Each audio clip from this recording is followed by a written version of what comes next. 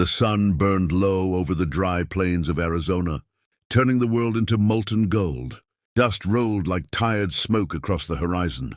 Out there, between the whispering grass and the crying wind, rode a poor cowboy named Ethan Cole. His boots were cracked, his hat older than his horse, and his soul carried the weight of too many sunsets seen alone. He wasn't a hero. He never claimed to be. Just a broke ranch hand, drifting from one job to another, trying to earn a few dollars and a little respect in a world that forgot what kindness meant. That evening, as he rode back toward the abandoned trail that led to Silverstone Town, he noticed something strange, a thin line of smoke rising from the edge of the canyon. It wasn't the usual campfire smoke. It was thicker, darker, and trembling with the kind of urgency that only danger brings. He pulled his horse's reins, whispering, "Easy there, Scout. Looks like trouble's cooking down that way." When Ethan rode closer, he heard it, faint screams like the wind was crying. And then he saw them. Two young Apache girls, no older than 16, bound by rough ropes beside a burning wagon. Bandits, 5 of them, were laughing, their rifles gleaming in the sun, their cruelty as dry as the desert air. Ethan froze for a moment. He wasn't the kind of man who went looking for fights. He'd seen enough death in the Civil War, enough blood to last a lifetime. But something inside him, something human, wouldn't let him ride away. He whispered, "Lord, forgive me for what I'm about to do," and slid off his horse. The first bandit never saw the knife coming. Ethan threw it clean, hit him right below the neck. Chaos exploded like thunder. The others turned, guns blazing, bullets tearing through the silence. Ethan ducked behind the wagon, reloaded and fired 2 shots, quick and true. When the dust settled, only one man was left crawling, cursing in fear. Ethan stepped forward, his voice low. "Untie them, girls, and maybe I'll let you live long enough to remember mercy." The bandit spat, but his hands trembled as he cut the ropes. The girls ran behind Ethan, clutching each other like lost doves. Ethan stared down at the man and said quietly, "I don't kill for pride, but I ain't got room for cruelty in my world." Then he fired one last shot. Silence. Only the wind moved. He turned to the girls, their dark eyes wide with shock. "You're safe now," he said softly. "Ain't nobody gonna hurt you no more." One of them whispered something in Apache, words Ethan didn't understand, but he could feel the gratitude in them.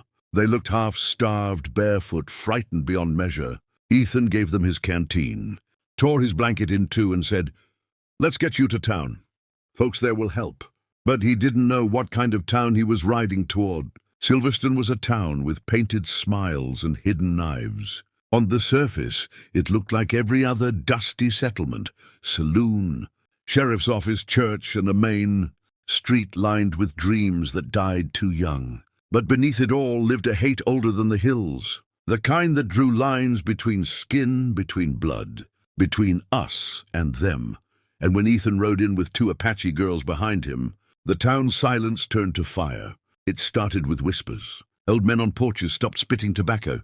Women at the general store pulled their children close. The sheriff, a heavy man named Clay Matthews, came out of his office with suspicion in his eyes.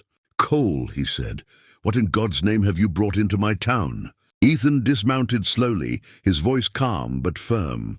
2 girls, Apache, bandits attacked him by the canyon. "I couldn't leave 'em there to die."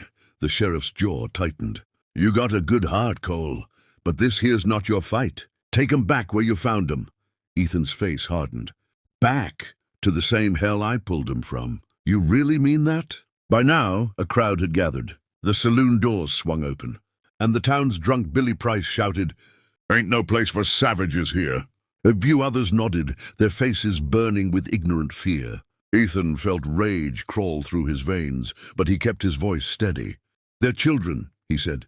"They ain't your enemy." But Silverstone was built on walls, not bridges. He took the girls to the church, where Father Jeremiah, an old preacher with gentle eyes, opened the door. "Come in, my son," he said quietly. "You did the Lord's work today." Ethan nodded, helping the girls inside. The priest gave them bread and water, covered them with blankets, and whispered a prayer. Ethan stood by the doorway, watching them eat like they hadn't tasted kindness in years. For a moment his soul felt lighter, but the peace didn't last long. By nightfall, word had spread across the entire town. Cole brought Apaches into Silverstone. That night, the saloon filled with angry voices and cheap whiskey. Men shouted, "He's bringing trouble!" And next thing you know, the tribe will be raiding us again. It didn't matter that those girls were innocent. The town's fear had found a new face to blame. Ethan stayed near the church that night, his rifle leaning against the steps. The moon glowed pale, washing everything in ghostlight. The girls slept inside, one murmuring softly in her dreams. Ethan looked up at the stars and muttered, "If doing right makes me the enemy, then I reckon I've been the enemy all my life." His horse neighed quietly, like it understood. Before dawn, a sound broke the silence. Boots. Many boots. Ethan stood, hand on his revolver, as men approached with torches. Sheriff Clay was at the front, his face torn between duty and pressure. "Cole," he said, "the town wants them gone. They're scared. I can't hold them back forever." Ethan stepped forward, his voice steady as the earth.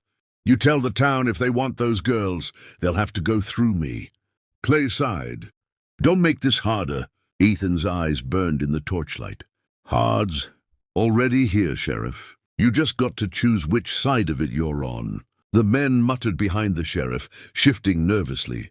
No one wanted to be the first to move against. Ethan Cole, the man who'd fought in the war, who could shoot straighter than anyone for miles. Finally, Clay turned away. "You're making a mistake, son." Ethan shook his head. "No, Sheriff. I'm fixing one." The mob broke apart slowly, but the hatred didn't die. It only waited. By sunrise, the town looked calm again. Too calm. The girls sat outside the church, braiding each other's hair, their laughter quiet and pure like the sound of forgiveness. Ethan watched from the fence, feeling something he hadn't felt in years. Peace. He knew the road ahead was dangerous, but for now, he let himself breathe. What Ethan didn't know was that behind those peaceful streets, plans were already being made. A meeting in the saloon. Angry voices whispered plots, a fire of hate ready to be lit. And when it burned, it wouldn't just test Ethan's courage. It would test the soul of Silverstone itself.